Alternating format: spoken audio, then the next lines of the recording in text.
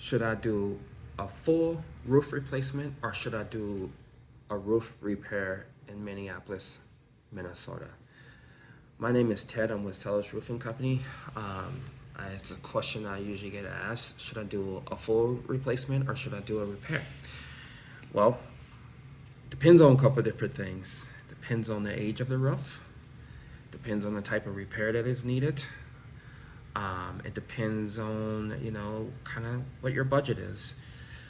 If it's an older roof and it's almost near the end of its life, I personally would do a full roof replacement. Simply because if you do a repair, it's a band-aid. It's only going to get you by for a short time. So I would highly recommend just doing the full roof replacement if you have the capability to do that.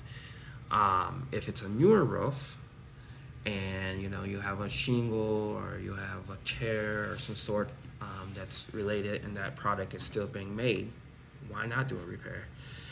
So those are kind of the common ways of thinking about if you should do a roof repair or if you should do a roof replacement. A lot of the newer shingles, they're making those shingles to last a lot longer than they did when we had the old 3-tab shingles.